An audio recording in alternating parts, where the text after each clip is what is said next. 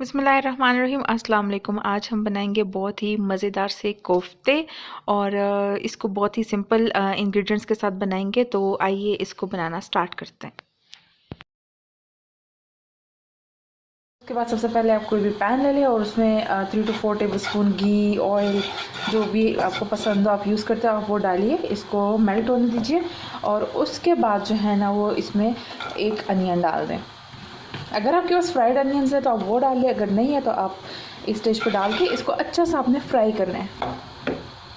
जी तो आप देख सकते हैं कि हमारे जो प्याज है ना वो ब्राउन होने स्टार्ट हो गया। अब अदरक और लहसुन डाल रही हो भर के एक चम्मच, ठीक है। और इसको भी अच्छा सा फ्राई देना है।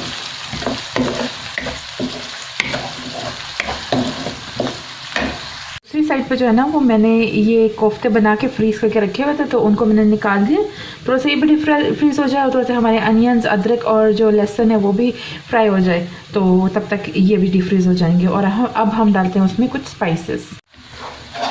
अब इसकी अच्छी से बुनाई हो गई है। अब मैं इसमें स्पाइसेस डालूंगी जिसमें मैं डालूंगी लाल मिर्च, हल्दी, नमक, ब्लैक पेपर और धनिया। अगर आपके पास ज़ीरा है तो आप वो भी ज़रूर डालिएगा, ज़ीरे का भी काफ़ी अच्छा फ्लेवर आता है। अब इन मसालों को इसमें बहुत ही अच्छा सा आपने भूनना है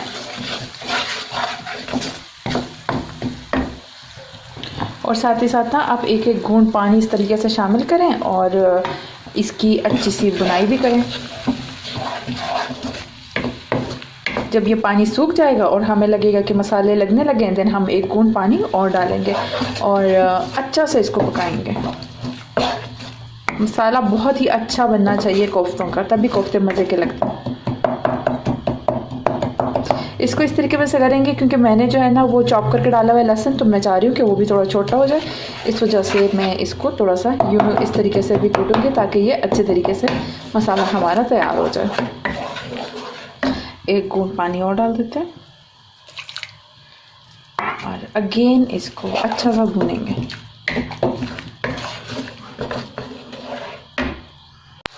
हमारा मसाला अच्छे तरीके से भुन गया है। आप देख सकते हैं ऑयल जो है ना वो अलग होना स्टार्ट हो गया है। अब इसमें मैं डाल दूँगी तकरीबन 3 मैंने टमाटर लिया था उसका पेस्ट बनाया है और वो इसमें डाल के अब इसकी बहुत ही अच्छी सी बुनाई करनी है, बहुत ज़्यादा अच्छी। जितनी अच्छी बुनाई करेंगे उतने ही अच्छे आपके कोफ्ते बनेंगे। तो अभी इसकी बहुत ही ज़्यादा अच्छी बुनाई करेंगे और जब ये बन जाएगा देन हम नेक्स्ट स्टेप करेंगे। तो लीजिए जी हमारे मसाले की बहुत ही अच्छी बहुत ही खूबसूरत सी बुनाई हो गई है। हमने इसकी बहुत ही अच्छी सी बुनाई कर दी है और बुनाई करने के बाद ना मैंने इसका पेस्ट बना के दोबारा इसको अच्छे तरीके से भूना है ताकि जो प्याज और जो लहसुन चॉप करके डाला था उसका भी बहुत ही अच्छा सा पेस्ट बन जाए। अच्छा जी, इसके बाद क्या करना है? इसके बाद हम इसमें पानी डालेंगे।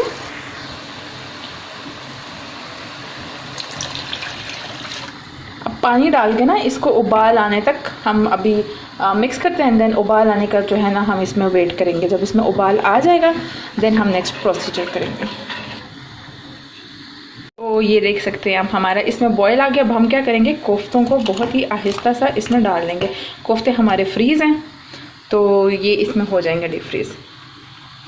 अच्छा जी, अब क्या करना है, अब हम इसको कवर कर देंगे और इसको तकरीबन 10 मिनट्स के लिए इसी तरीके से छोड़ देंगे और 10 मिनट्स के बाद आके इसको देखेंगे।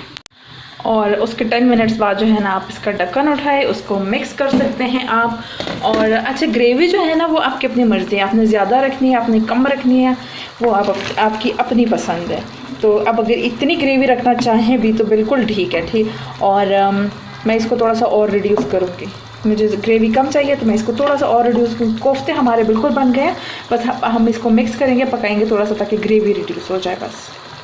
तो बस मुझे इतनी ही तरी चाहिए, गाढ़ी गाढ़ी, और ग्रेवी जो है ना वो गाढ़ी ही मज़े की लगती है कोफ्तों के साथ। बाकी हर किसी की अपनी चॉइस अपनी पसंद होती है, आपको जितनी पसंद हो आप उतनी रखिएगा। अब इस स्टेज पे मैं इसका फ्लेम कर दूँगी जी बंद और हम इसे धनिया के साथ गार्निश करेंगे और गरम गरम नान के साथ सर्व करें और एंजॉय कीजिए।